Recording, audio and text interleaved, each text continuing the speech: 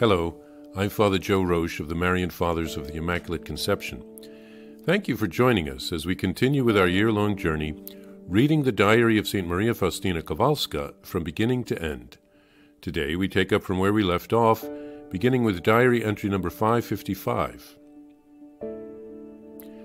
The use of the parlor. None of the sisters will make use of the parlor without special permission of the superior, and the superior should not permit frequent visits. Those who have died to the world should not be going back to it, not even through conversations. But if the superior thinks it right to permit some sister to go to the parlor, let her observe the following directions. She herself should accompany the sister, and if she cannot do so, she should arrange to be replaced by a sister who will be bound to confidence and must not repeat what she has heard, but who is to inform the superior of everything. Conversations ought to be short, unless there is permission for extra time for the sake of the person who has come for the visit. However, the curtain is not to be drawn aside, except for very special cases, as, for example, when the mother or father urgently asks that this be done. Letters. Every sister may write sealed letters to the ordinary to whom the house is subject. For any other letter, permission is required, and the sister shall hand the letter unsealed to the superior. The superior is to be guided by the spirit of love and prudence, and has the right to send or withhold the letter in the light of whatever is for the greater glory of God. However, I would like very much that such communications be as rare as possible. Let us help people by prayer and mortification, and not by correspondence. Confession.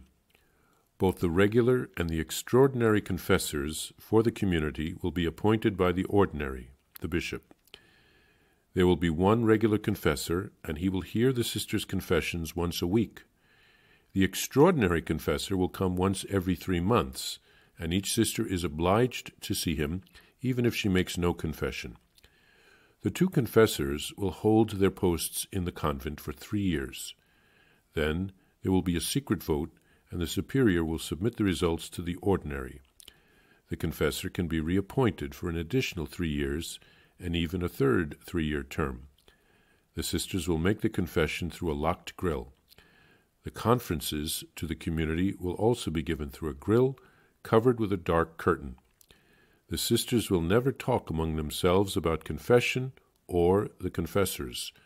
Rather, let them pray for them, that God may give them the light to direct their souls. Holy Communion.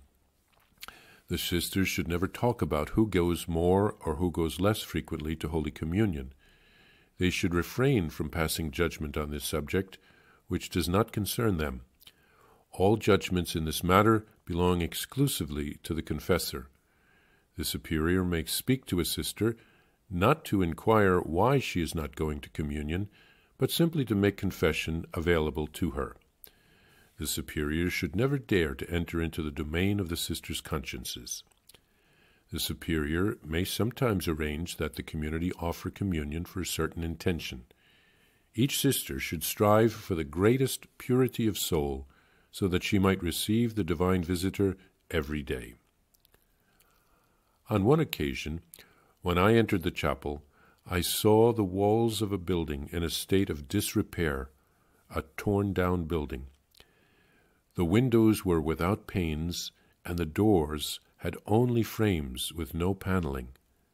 Then I heard these words in my soul, "This is where the convent will be." I was a little disappointed that these ruins were to be the convent. St. Faustina here writes of the parlor.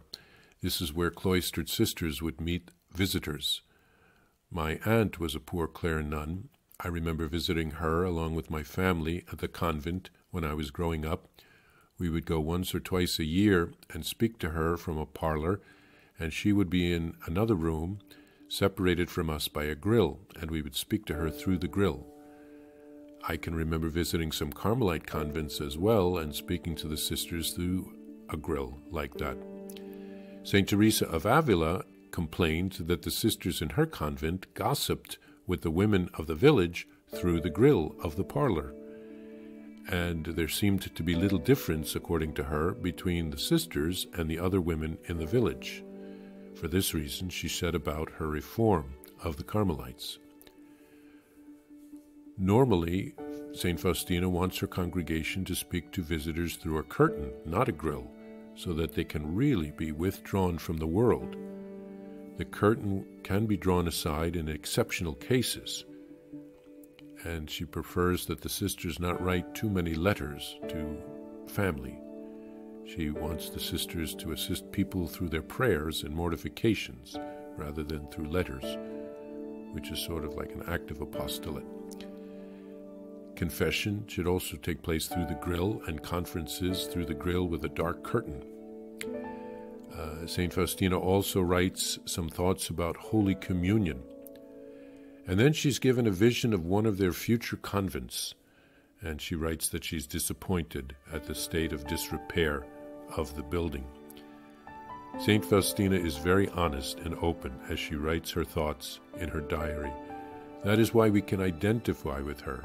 She is a saint, but she is also so very human.